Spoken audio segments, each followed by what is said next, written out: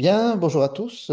Jérôme Kaby, je suis le délégué général de la FNEJ et je suis ravi de vous accueillir aujourd'hui pour ce webinaire consacré à un ouvrage qui est paru récemment dans la collection que nous avons lancée, Management décarboné, et qui traite d'un domaine qui est un domaine un peu chapeau dans notre milieu des sciences de gestion et du management, le management stratégique. Un petit mot sur la collection Management décarboné.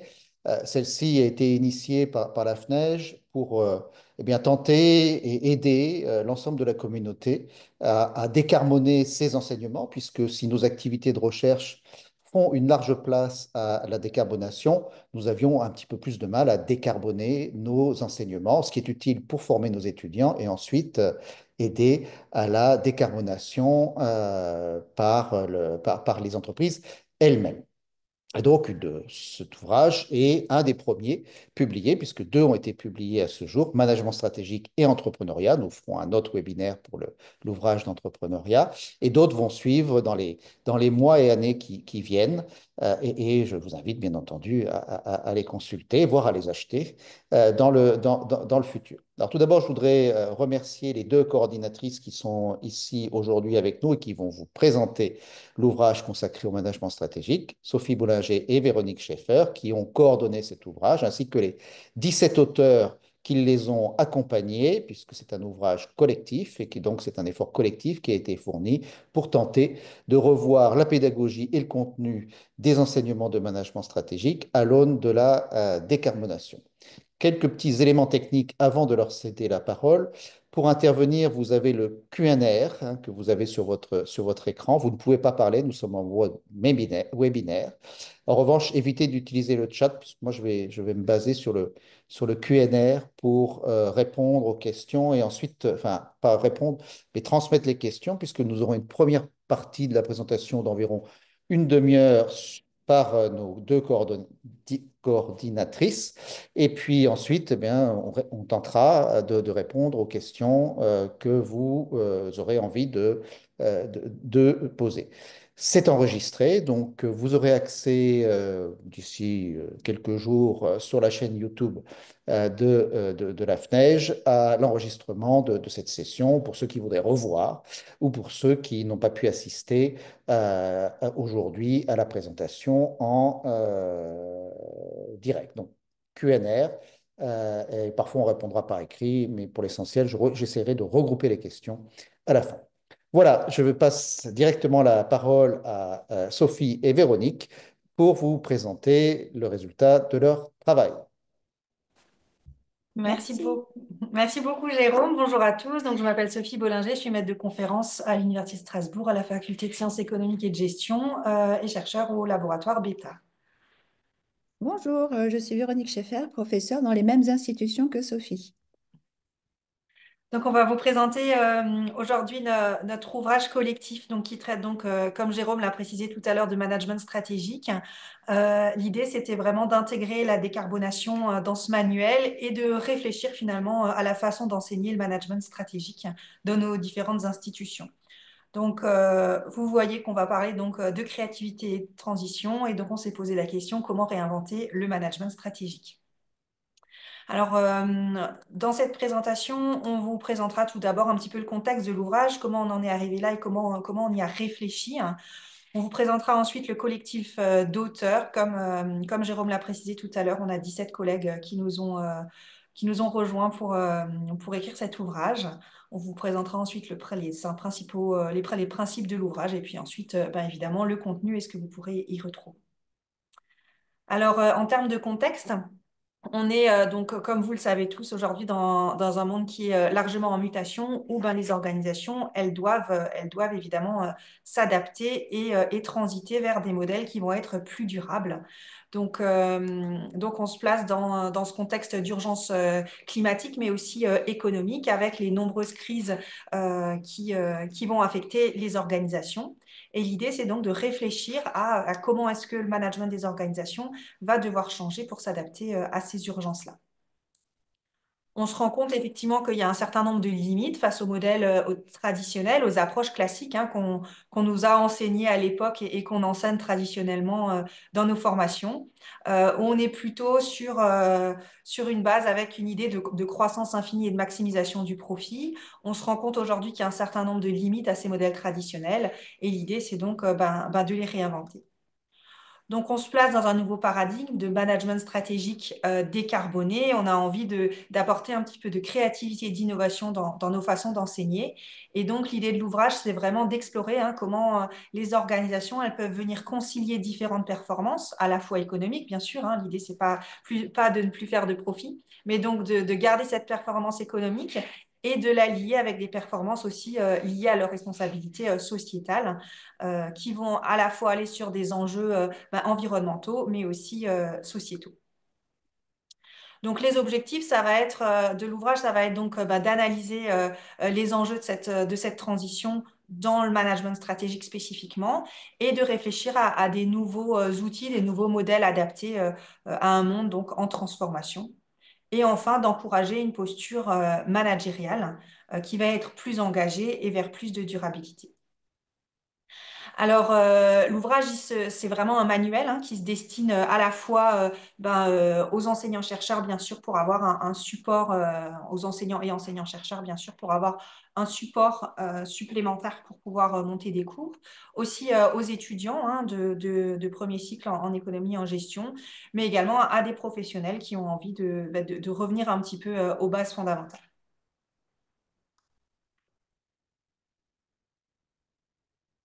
Alors, on vous présente ici ce collectif d'auteurs, hein, on était 19, hein, donc je ne vais pas donner le nom de tout le monde, mais en tout cas, on était très reconnaissant à tous ses collègues de participer à cette aventure collective et c'est vraiment ensemble que le contenu a été construit. Donc, il y a des collègues de différentes institutions et notamment des collègues d'institutions françaises et du Québec. Ça va, dans le futur, on pourra élargir d'ailleurs, hein. Mais du coup, il y a des exemples qui sont tirés des différents contextes qui sont liés un peu à l'origine des auteurs.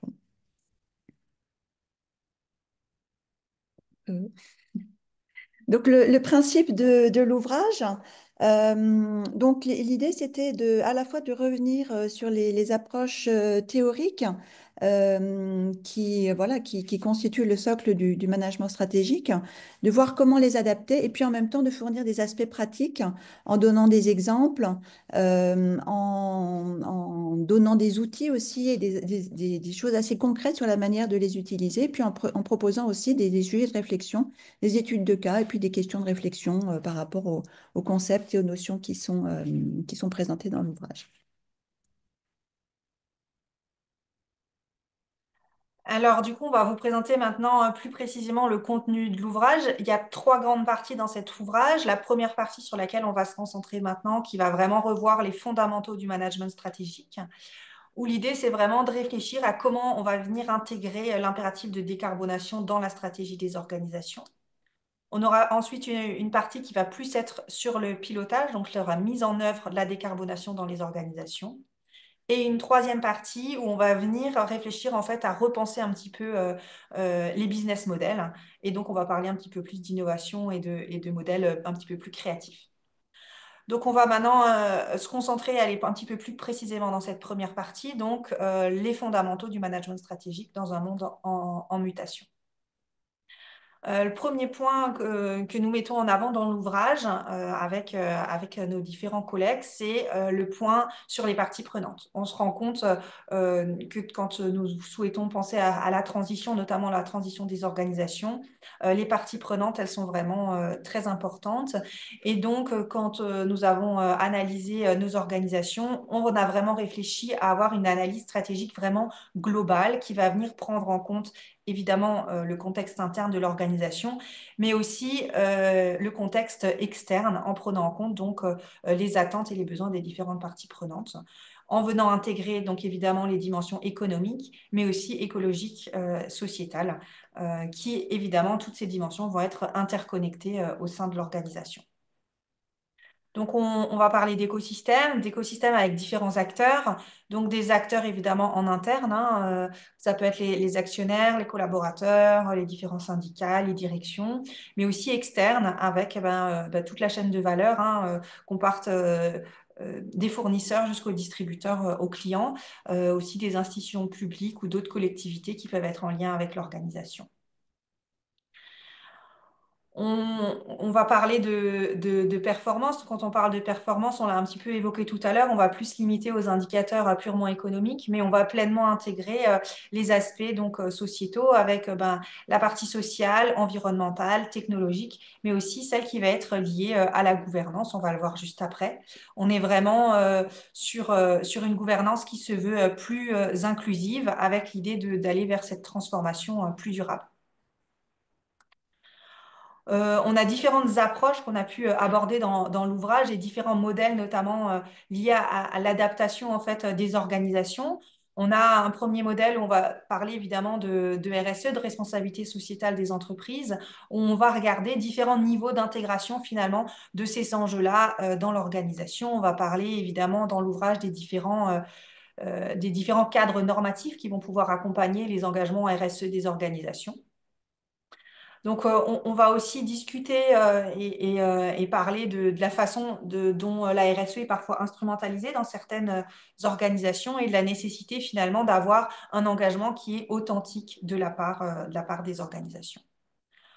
On va aussi parler d'un modèle qui s'appelle donc les sociétés à mission, qui a été donc créé par la loi Pacte en 2019, où il y a cette possibilité d'inclure en fait une raison d'être au sein des organisations et donc de redéfinir les statuts de l'organisation qui va s'engager à faire quelque chose de plus et pas seulement faire du profit, mais s'engager pour une cause qui peut être environnementale ou sociétale. Donc l'idée, c'est vraiment de repenser à une transformation profonde de l'organisation, à un changement de paradigme. On va plus seulement faire du profit, mais quelque chose de supplémentaire. Et on va l'inscrire dans les statuts avec toute une série de contrôles qui vont être mis en place, avec des contrôles par des organismes tiers indépendants, mais aussi des contrôles en interne par les différentes parties prenantes. On parle aussi d'un dernier modèle que je vais citer rapidement, c'est le domaine de l'économie sociale et solidaire. Dans ce modèle économique, on voit qui est vraiment fondé finalement sur des principes de gouvernance démocratique, de finalité qui va être liée à l'utilité sociale.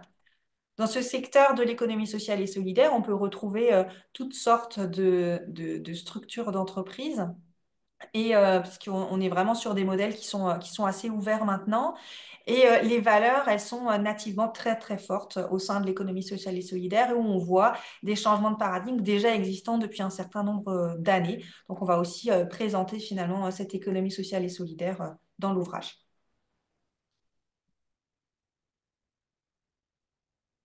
Alors, dans la deuxième partie de l'ouvrage, on est plus sur la mise en œuvre de la stratégie elle-même et sur des choses un peu plus concrètes, sur comment on fait concrètement pour mettre en œuvre cette stratégie de décarbonation.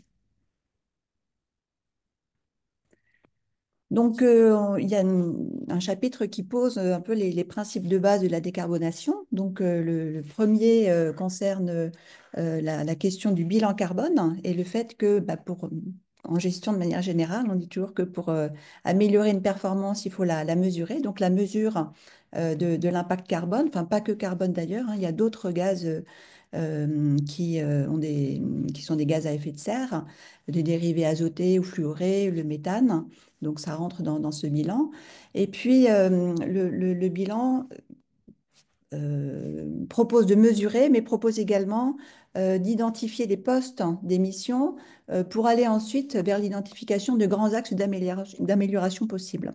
Donc, c'est un peu le point de départ de la démarche à travers cette notion de bilan carbone. Alors, il y a beaucoup de notions qui sont liées à ce bilan carbone et aux objectifs qu'on peut se fixer en termes de décarbonation. Et donc, l'ouvrage insiste également sur les définitions de notions que l'on retrouve dans des problématiques de décarbonation, à savoir ce que sont des objectifs de zéro émission nette, donc ne pas émettre de gaz à effet de serre, de carboneutralité, on peut en émettre, mais on compense, et puis de préciser aussi ce qu'est la compensation carbone, comment on fait pour compenser, donc avec le fait de mettre en place des systèmes de captation du carbone, ou alors de financer des projets qui sont destinés eux-mêmes à compenser l'émission carbone. Alors, pour mettre en place une stratégie, donc il faut mesurer l'impact qu'on peut avoir, et puis ensuite définir des objectifs. Qu'est-ce qu'on se fixe comme objectif? Donc là, il y a différentes postures qui sont possibles pour l'entreprise. Et donc, on distingue des approches ambitieuses, des approches intermédiaires, et puis bah, l'absence d'engagement, c'est-à-dire le fait de ne pas s'intéresser à la problématique de la décarbonation et de ne pas se fixer d'objectifs. Alors, dans les approches ambitieuses, la plus ambitieuse, c'est de viser zéro émission nette, de dire on ne va pas émettre de gaz à effet de serre et se fixer un horizon de temps assez court. L'inconvénient de cette stratégie, enfin plutôt de cet objectif, c'est qu'il peut être impossible à atteindre. Et à ce moment-là, l'effet motivant qui est lié au fait d'avoir des approches ambitieuses perd un peu perd carrément même de son efficacité. Le deuxième type d'objectif qu'on peut se fixer, c'est de se fixer une cible ambitieuse, c'est-à-dire de zéro émission nette, mais à un horizon de temps plus distant. Par exemple, viser ça à un horizon 2050, en disant, voilà, on en est loin, c'est pas facile à mettre en œuvre, on se laisse un certain nombre d'années. Là aussi, ça a des avantages, c'est plus réaliste. Des inconvénients, ben, l'horizon de temps distant peut ne pas être très motivant. Les approches intermédiaires, donc la compensation carbone, c'est affirmer le fait qu'on va essayer de compenser, ou on va compenser, enfin en tout cas essayer, oui, les émissions carbone. Donc c'est moins ambitieux dans la mesure où on ne vise pas le fait de ne plus avoir d'impact net, enfin, mais plutôt de compenser l'impact en termes d'émissions de gaz. Et puis la deuxième approche intermédiaire, c'est de ne pas faire d'annonce, c'est-à-dire en se fixant un objectif de décarbonation, mais en encourageant des initiatives ponctuelles, c'est-à-dire dans les activités de l'entreprise, encourager des initiatives dans la manière de fonctionner, dans la manière de produire, qui ont un effet positif sur les émissions. Donc, il y a moins d'engagement, c'est moins un engagement public puisque on ne fixe rien. Et puis la dernière, c'est absence d'engagement. En fait, on ne s'occupe pas du problème. On continue à faire comme on le fait. Les inconvénients de cette dernière stratégie, bah, c'est d'une part que ça ne contribue pas à améliorer la situation qui a été décrite, et puis ça peut avoir aussi un impact négatif en termes d'image, et de toute façon à long terme, en termes de compétitivité et, euh, et l'évolution du système dans son ensemble.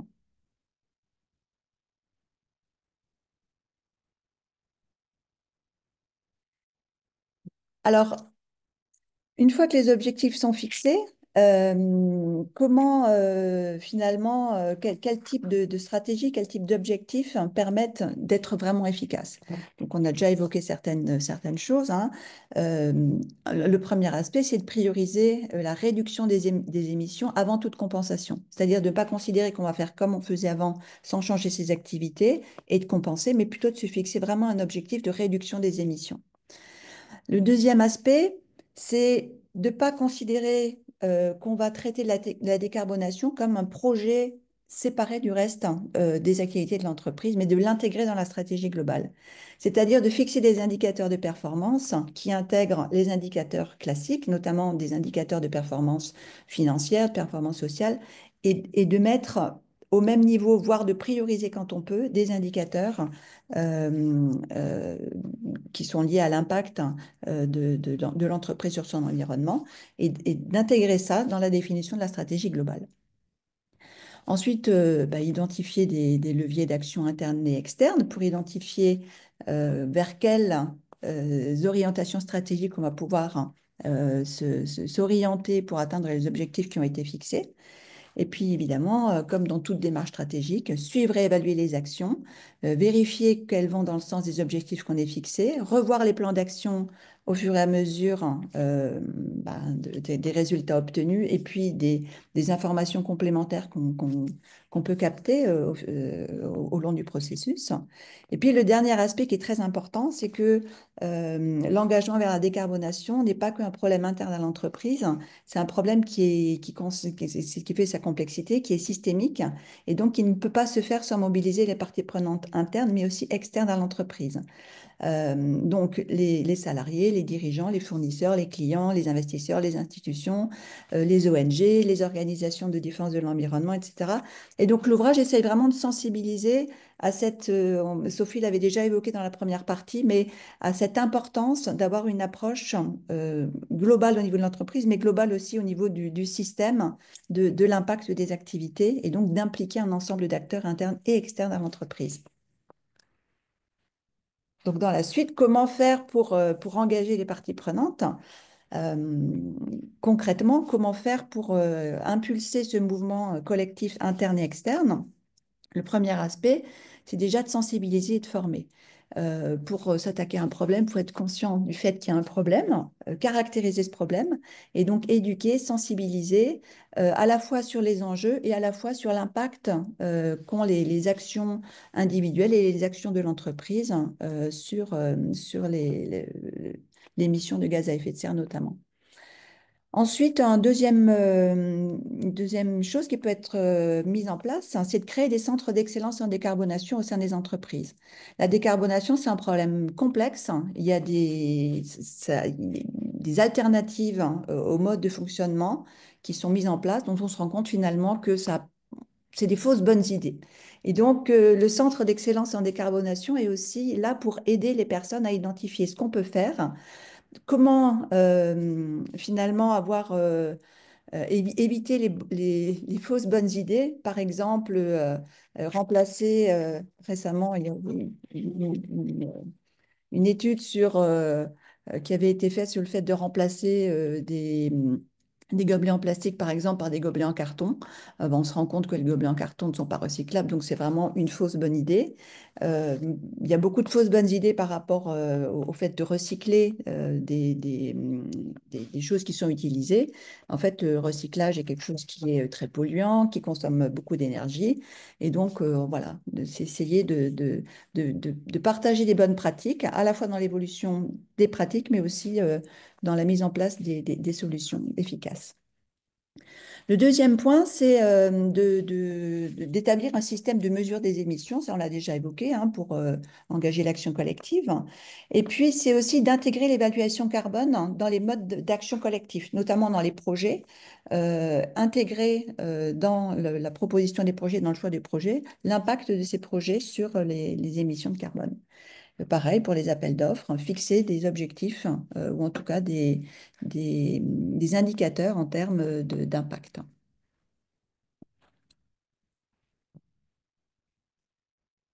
Alors, autres éléments qui peuvent être mis en place, hein, créer des plateformes d'engagement, donc des structures, on va dire, des communautés dans lesquelles les acteurs peuvent échanger et partager leurs pratiques.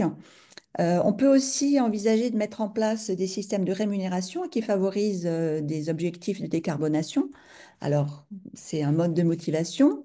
Ça peut aussi avoir des effets pervers. Donc, c'est toute une réflexion qui est proposée dans l'ouvrage autour de ça. L'effet pervers que ça peut avoir notamment, c'est que la décarbonation est une démarche collective. La rémunération est individuelle.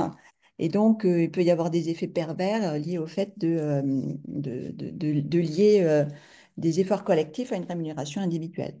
Mais voilà, ça reste quand même une source de motivation, donc c'est des choses à réfléchir.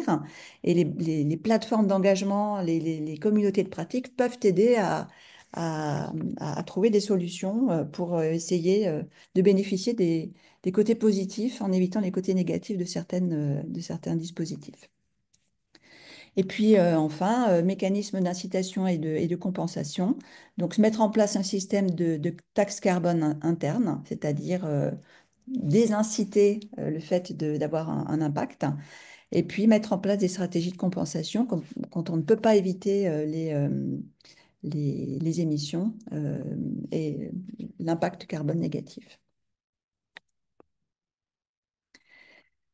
Alors, quand on parle de décarbonation, de transition, ben, on parle de changement. Et donc, il y a une résistance au changement qui est inhérente à l'organisation, inhérente aux individus au sein des organisations. Et donc, il faut sensibiliser les managers et donner un rôle aussi à ces managers dans cette transition qu'il faut accompagner. Donc, voilà, donc il y a quelques éléments qui sont donnés hein, sur quelle est la posture du manager dans cette situation de changement. Donc la première, c'est donner du sens à la décarbonation, ne pas imposer des changements sans que les enjeux soient explicités, soient clairement compris. Ça aide à accepter l'effort que demande le changement. Ensuite, encourager l'engagement des équipes. Donc là, on est plus sur essayer de faire évoluer la culture d'entreprise. Donc on le sait depuis longtemps avec la littérature sur les rigidités de l'entreprise. Changer une machine, c'est coûteux, mais c'est relativement facile. Apprendre, changer ses connaissances, c'est possible, mais ça prend du temps parce qu'il faut le temps d'apprendre. Et puis faire évoluer la culture de l'entreprise, c'est long. Parce que c'est des choses qui sont inconscientes, des modes de fonctionnement, des normes de comportement qu'il faut faire évoluer.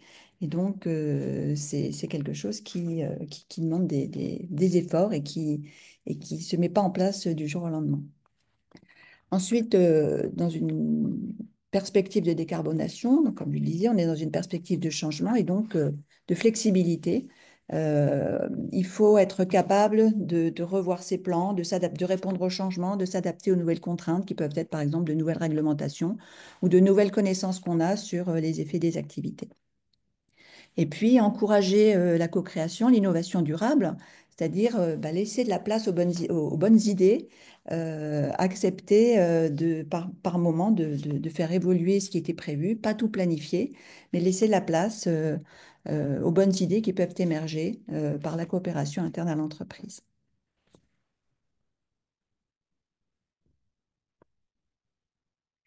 Et puis, le dernier aspect par rapport au pilotage et au changement, c'est adapter les indicateurs de performance. Donc, il y a des indicateurs classiques, dont beaucoup sont orientés vers la performance financière. Donc, élargir ces indicateurs de performance à des indicateurs non financiers, notamment intégrer des indicateurs environnementaux et sociaux. Et puis dans l'ouvrage, on a aussi intégré le fait que le management par objectif est une forme enfin, un outil de motivation qui est très fort, mais qu'il y a des risques aussi qui sont associés à des périodes de changement, à des indicateurs de performance ou à des objectifs qui peuvent être trop ambitieux, à savoir nuire à la santé de ses salariés, créer des situations de stress. Et donc, il faut arriver à avoir une réflexion sur à la fois motiver, impulser le changement et puis veiller à ne pas créer une situation de stress trop intense dans l'organisation. Donc, c'est des aspects qu'on a tenu à traiter bah, de manière conjointe parce que c'est ce qui rend un petit peu la décarbonation ou les enjeux de décarbonation compliqués, c'est que c'est pas qu'une question d'émissions de gaz à effet de serre, mais c'est une question de changement et c'est une question d'implication de collectif. Et donc, on était sensible aussi au fait que l'aspect humain est très important en interne et en externe.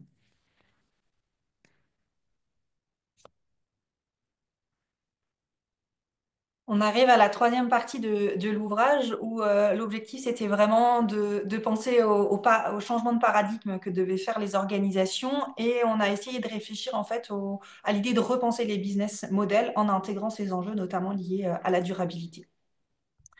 Alors, un premier aspect que nous évoquons dans l'ouvrage, c'est l'idée donc de redéfinir les business models et on a notamment eu une partie de l'ouvrage qui va parler de l'économie circulaire avec de nombreux cas d'études que nous avons eu la chance de pouvoir exposer au sein de l'ouvrage, où l'idée c'est donc de passer d'un modèle qui est linéaire, hein, production, consommation et ensuite le fait de jeter à un modèle plus d'économie circulaire et l'idée d'intégrer de la durabilité et de la circularité aux différentes étapes en fait du business model.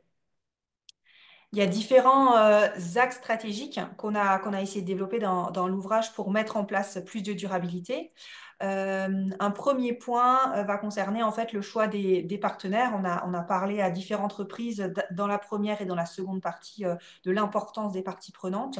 On le retrouve à nouveau ici. Lorsqu'on veut intégrer de la durabilité dans notre business model, il y a aussi la question qui se pose de ces partenaires qui vont être des fournisseurs ou des différents prestataires que nous pouvons avoir dans l'organisation. Et il y a un choix qui peut être opéré pour valoriser des fournisseurs ou des prestataires qui pourraient être plus engagés. Donc, dans cette idée de valoriser donc, des circuits qui vont être plus courts et plus responsables quand cela est possible. Un deuxième aspect va concerner la gestion des ressources humaines. On a largement parlé tout à l'heure de cet enjeu de transition et d'accompagnement des différents collaborateurs. Il y a un point qui se pose concernant la localisation de où vont être les différents collaborateurs d'une organisation. Donc, on a un chapitre qui va traiter en fait de où se placer géographiquement en fait par rapport à notre business.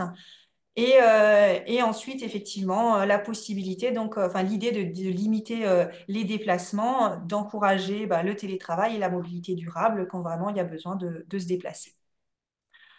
Euh, un troisième point donc, qu'on a évoqué, que j'ai commencé à évoquer tout à l'heure, c'était l'idée de se réinventer avec cette circularité qui peut être plus importante. Donc, ça peut être par des innovations qui vont être liées à l'économie circulaire, avec à mettre plus de recyclage en fait dans notre circuit, de la réutilisation ou aller sur l'éco-conception. Donc, on a aussi tout un chapitre qui laisse la part belle à la notion d'éco-conception.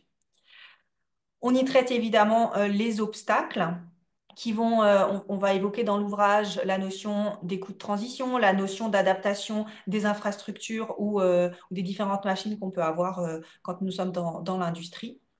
Et aussi l'effet rebond qui peut être lié à la mise en place de la circularité avec un risque d'augmentation de certains coûts, notamment liés à la consommation, ou si on va partir sur de la circularité, par exemple recycler un certain nombre de matières, il peut y avoir un coût qui va être lié notamment au déplacement de ces matières à travers le monde quand on veut faire une collecte. Donc, en tout cas, l'idée, c'est de réfléchir aux différentes approches qui sont possibles et de voir comment est-ce qu'on peut adapter différents business models. Donc, les deux derniers points concernent donc effectivement l'idée d'intégrer ces stratégies d'éco-conception. On a de nombreux exemples à ce sujet-là dans l'ouvrage. Et un dernier point, c'est aussi le rôle des entrepreneurs. Alors on se rend compte en fait que quand on travaille sur les entrepreneurs, notamment les entrepreneurs durables, on se rend compte qu'ils peuvent avoir une influence sur des structures de taille plus importante. Et donc, il y a un chapitre qui est dédié à ce rôle des entrepreneurs et l'influence positive qu'ils peuvent avoir sur des entreprises de plus grande taille dans l'idée de changer de paradigme et d'aller vers plus de durabilité. Avec leur flexibilité et leur agilité, ils vont venir finalement inspirer des entreprises de plus grande taille et les aider à la sensibiliser. Donc voilà pour la présentation du contenu de l'ouvrage. Je terminerai par cette slide. Donc vous retrouverez quelques liens auxquels vous pouvez accéder avec donc une vidéo présentant l'ouvrage. On a pour l'instant deux vidéos qui vont présenter les différents chapitres, deux chapitres différents dans l'ouvrage. Et ensuite, on va avoir d'autres vidéos qui vont sortir et que vous pourrez retrouver donc sur la plateforme FNEJ Media et qui vont mettre en valeur les différents chapitres que vous retrouverez dans l'ouvrage. On vous remercie pour votre attention et donc on est à l'écoute de vos questions. Merci pour votre présentation. On peut peut-être arrêter le partage, ça sera plus Oui. convivial. Donc pour l'instant, donc je rappelle à l'auditoire que si vous voulez poser des questions, c'est au travers du Q&R. Pour l'instant, je n'en ai pas. Enfin, il y avait des questions très pratiques qui ont été posées. Donc je rappelle à tout le monde que ce webinaire est enregistré et qu'il sera mis en ligne sur notre chaîne YouTube dans les jours qui viennent. En revanche, on ne fournit pas les slides de la présentation puisque vous avez un ouvrage que vous pouvez vous procurer pour avoir le contenu. Alors peut-être en attendant qu'une question arrive éventuelle de l'auditoire, peut-être rappeler que l'ouvrage, ce qui est normal dans votre présentation et qui n'apparaissait pas, c'est il y a beaucoup de cas, d'études de cas, d'exemples, de QCM. Alors peut-être nous en avons évoqué un au hasard pour nous dire, voilà, par exemple, on a traité et qu'est-ce qu'on peut en tirer, quoi. Oui, alors je peux vous donner deux exemples hein, sur la dernière partie que je viens d'évoquer. Donc, on a par exemple travaillé avec, on a l'étude de cas d'une entrepreneur durable qui est basée sur le territoire strasbourgeois et on a pu étudier en fait comment est-ce qu'elle allait développer son business model et comment est-ce qu'elle allait notamment travailler avec différentes parties prenantes. Et dans les parties prenantes, elle travaille notamment avec des entreprises de plus grande taille et on se rend compte de la sensibilisation qu'elle a pu avoir sur ces entreprises de plus grande taille. Donc, pour être plus concret, donc c'est une organisation, enfin une entrepreneuse qui a développé la production de boîtes de chocolat faites à partir de pellicules de café.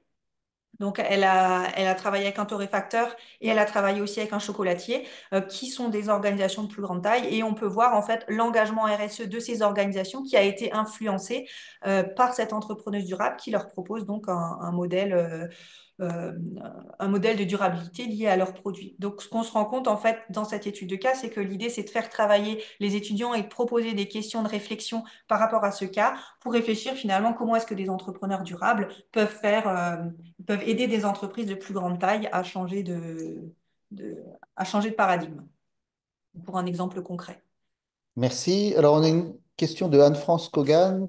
Pourquoi parler de création plutôt que d'innovation? Alors, je ne suis pas sûr de bien comprendre, mais vous, sans doute que oui. Pourquoi parler de création plutôt que d'innovation? Euh, c'est dans le titre. Pourquoi parler de créativité, c'est ça, non? Création, c'est création. Alors peut-être juste si la personne peut préciser la question. En tout cas, au sein de l'ouvrage, on parle évidemment de créativité et d'innovation, hein. On est aux deux stades, à la fois au niveau de l'émergence des nouvelles idées et à la fois au niveau de la mise en pratique, où on va plus parler d'innovation. Donc on retrouve ces deux idées au sein de l'ouvrage. Alors, Et c'est bien de donc, créativité dont vous voulez parler, Madame Kogan, et un changement d'échelle, un point d'interrogation.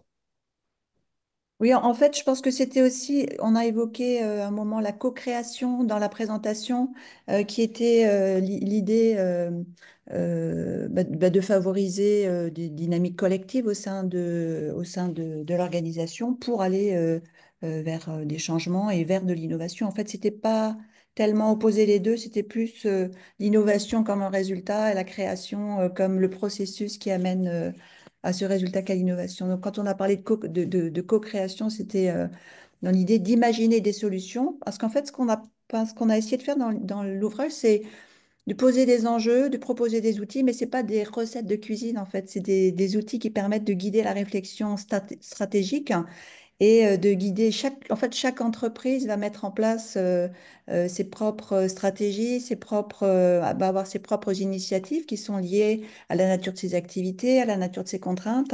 Et donc, voilà, c'est dans ce sens-là qu'on parle de création et avec la notion de créativité, il n'y a pas une recette à déployer. Il faut trouver des solutions enfin, propres à chaque contexte. Et parfois, il n'y a pas de solution miracle. Parfois, on peut pas décarboner. Ça fait partie aussi de la démarche et de la réflexion à avoir, hein. et c'est un point qu'on évoque d'ailleurs dans l'ouvrage, hein, le cas de on ne peut pas décarboner et il faut peut-être songer à changer d'activité. Alors, j'ensuite une question de Oscar Sisby sur la dimension internationale dans les défis d'une transition qui passerait d'un modèle linéaire que vous évoquez à un modèle circulaire. Alors oui, oui, c'est un point qui est traité et qui est traité aussi avec quelques exemples dans l'ouvrage où on évoque effectivement l'idée de se dire est-ce qu'il faut relocaliser peut-être certaines activités ou les délocaliser au contraire et comment est-ce qu'on peut résoudre ces tensions qu'on peut retrouver au sein des différentes organisations. C'est une question qu'on pose en tout cas. Une question de Mohamed Dabo. Est-ce que l'implication des employés dans les politiques de RSE est un gage, peut-elle être un gage de performance? Ben, je dirais qu'elle est nécessaire, non? Oui, c'est en fait un des points centraux sur lesquels on insiste, c'est aussi le fait que c'est une démarche qui est collective, hein. C'est pas, ça implique à la fois l'orientation stratégique et à la fois bah, les comportements qui résultent de la mise en œuvre de la stratégie. Et donc, ça ne peut pas se faire sans l'implication en fait, de toutes les parties prenantes, qu'elles soient internes ou externes, et notamment les employés.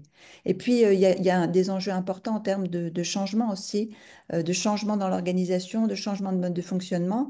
Et donc, si les employés ne sont pas impliqués, ça crée un blocage qui peut soit bloquer le changement, soit même bloquer le fonctionnement de l'entreprise et sa performance dans tous ses aspects. Une question, merci. Une question de Pierre-Jean Blazevich. Dans les études de cas que vous avez réalisées, est-ce que vous avez eu à traiter de dilemmes décisionnels du style fin du monde versus fin du mois? Et est-ce que comment dire, des solutions ont été trouvées ou des axes de résolution? Alors, on évoque rapidement ce point. Après, l'objectif de l'ouvrage, c'était pas forcément de faire un focus sur les entrepreneurs. C'était un des exemples que je vous ai donné. On a un chapitre qui est lié plus à l'influence des entrepreneurs sur des organisations de plus grande taille. Je pense qu'on peut peut-être renvoyer aussi vers l'ouvrage Entrepreneuriat de la même collection. Et ensuite, effectivement, il y a des publications scientifiques qui en parlent. En tout cas, c'est pas un point central de notre ouvrage à ce stade-là. Merci. Il Oui. y a un aspect qui était évoqué en fait, un peu dans cette idée aussi dans l'ouvrage, c'est que l'idée, c'est de dire, voilà, on n'a pas qu'une performance financière, hein, il faut aussi mettre d'autres dimensions de la performance, notamment une dimension écologique, hein, et que il peut y avoir une contradiction entre améliorer son impact écologique et puis ça peut nuire à la dimension, au résultat financier. Et donc, c'est de dire, si on veut aller vers la décarbonation, à un moment, il faut, s'il y a un dilemme, privilégier l'impact écologique. Mais en disant aussi que ça n'a pas de sens si ça nuit à la survie de l'entreprise ou de l'organisation. Donc, à un moment, le dilemme, on ne peut pas dire on privilégie quoi qu'il en coûte l'impact écologique. Euh, voilà. Donc la question est délicate, mais c'est vrai qu'elle se pose et c'est ce qui rend complexe cette transition. Mais c'est de dire, voilà, il y a des cas où l'organisation ne peut pas privilégier uniquement l'aspect écologique. Et que, voilà, d'où le fait que l'objectif de zéro émission nette est compliqué. C'est qu'il y a effectivement ce dilemme qui est inhérent à la problématique.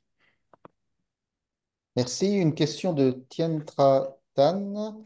Alors, sans faire le détail, parce qu'il y a l'ouvrage derrière que peuvent aller lire et que devrait aller lire l'ensemble de l'auditoire, quelles sont les principales différences entre le modèle repensé et les modèles traditionnels? Donc, si vous aviez quelques exemples, en tout cas, sur le sujet.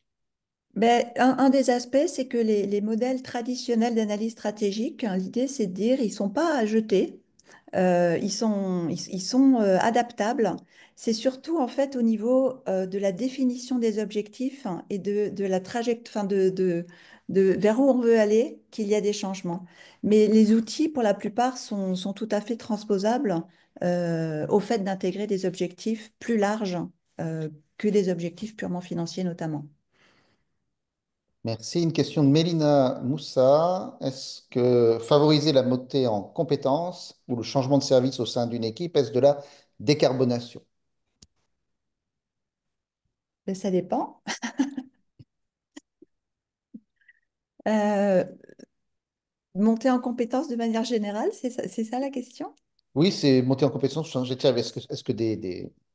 Est-ce que certains aspects de la gestion RH, si on élargit la question, peuvent être des outils de décarbonation? Alors, je ne sais pas si je comprends bien la question, mais en tout cas, c'est sûr que dans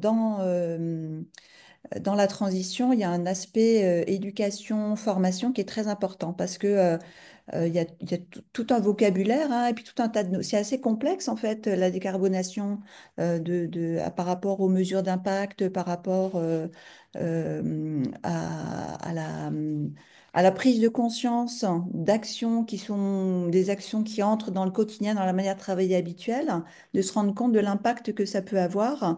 Et donc, il y a un aspect formation, en tout cas, qui est très important, un aspect montée en compétence sur les enjeux et sur les effets positifs ou négatifs de certaines actions qui font partie de la vie de l'entreprise, font partie de la problématique. Alors, une question très précise de Anita El Hadj.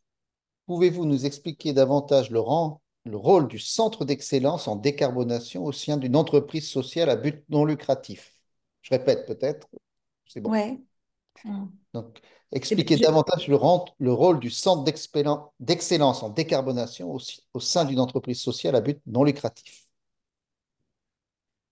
Alors, l'idée du centre d'excellence, mais je pense que la question, elle peut se poser aussi au sein d'autres entreprises qui ne sont pas forcément sociales à but non lucratif. C'est le rôle du centre d'excellence.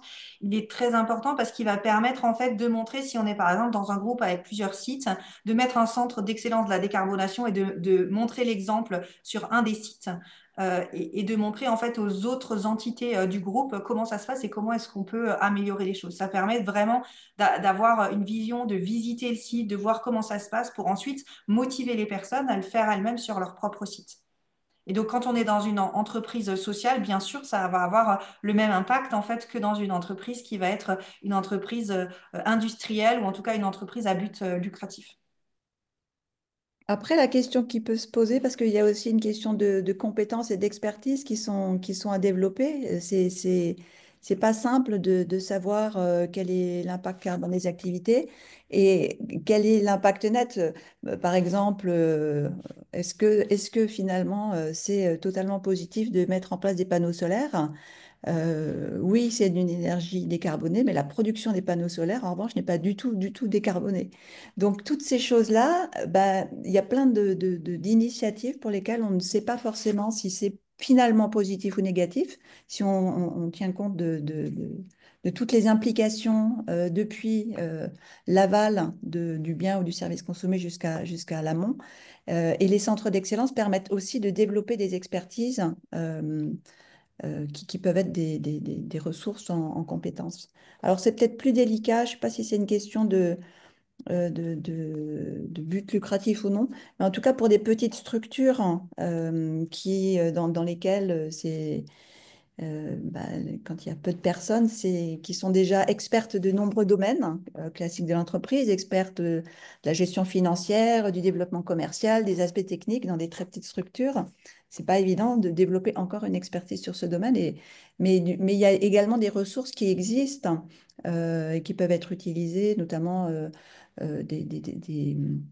des structures comme l'ADEME qui peuvent aider ou des normes ISO environnementales qui peuvent guider aussi vers la mise en place de certaines démarches. Merci. Une question de Anne-Marie Boquet, une part qui demandait s'il y avait des études de cas dans l'ouvrage. Oui. Oui, oui, Donc, oui. plus précisément, ce qu'il y en a sur les arbitrages entre réduction des émissions et compensation ou sur le déploiement des stratégies de décarbonation au fil du temps. Alors, il y a des nombreuses études de cas tout au long de l'ouvrage. L'idée, c'est vraiment que sur chaque chapitre, en fait, ce soit quelque chose de clé en main pour une personne qui enseigne déjà, par exemple, le management stratégique, qui puisse pouvoir y piocher, en fait, des exemples des études de cas liées à ces sujets-là et qui soient directement adaptables. Et une question de Oscar Sisby. Le livre aborde-t-il le concept de paradoxe dans la gestion? Alors, oui, il aborde le concept de paradoxe. Après, on ne fait pas forcément le lien avec bah, toute la littérature sur les paradoxes, Smith et Lewis, etc. Parce que l'idée, c'était vraiment de rester à un niveau manuel et pas forcément ouvrage scientifique. Mais en tout cas, oui, tout au long de l'ouvrage, on aborde les différents paradoxes. On en a évoqué là différents, notamment par exemple sur la partie court terme, long terme, en termes de rentabilité, une rentabilité qui on va être plutôt sur le long terme quand on pense aux performances environnementales, sociétales, et plutôt de court terme quand on va penser à une performance économique. Et l'idée, ça va toujours être de trouver le bon équilibre dans les stratégies. Et donc, oui, différents types de paradoxes sont abordés tout au long de l'ouvrage. Une question de Sorel Ngun Gouré. qui aimerait savoir si la notion de temps est intégrée, alors c'est un peu comme la question précédente, dans le processus d'implantation d'une stratégie de décarbonation. Et elle demande quelle pourrait être de façon estimative la durée moyenne d'adaptation. Je vous souhaite bon courage pour répondre à la durée moyenne. Donc, Alors, c'est quand même très dépendant des organisations, de l'engagement qu'elles ont déjà eu en amont et aussi de l'adaptation des différentes parties prenantes à cette conduite du changement, de si elles sont impliquées ou non dans différentes reporting extra-financiers qui peuvent être légiférés aujourd'hui. Donc c'est très, très dépendant du contexte. C'est difficile de répondre à cette question directement. Puis il y en a qui n'y arriveront jamais. Ne terminons pas sur une note négative, Véronique. Non, non, non, mais je veux dire, Oui, c'est tout le monde vrai. ne peut pas, enfin, pour dire les choses moins négativement, tout le monde ne peut pas atteindre les mêmes objectifs, en fait. Ça dépend beaucoup de la nature de Mm. l'activité. Mais en tout cas, la réduction est possible euh, pour tout le monde, je pense, ça, ça c'est sûr, hein. Et l'idée, pour atteindre une décarbonation globale, c'est que chacun, même s'il ne peut pas aller vers une décarbonation totale, contribue à la décarbonation. alors une question de Hasna Kouba, mais qui est très très large. La courbe de décarbonation et les méthodes à engager. J'aurais tendance à renvoyer vers la lecture du livre parce que c'est quasiment une question qui porte sur tout le livre, mais je vous laisse quand même tenter de répondre. Donc,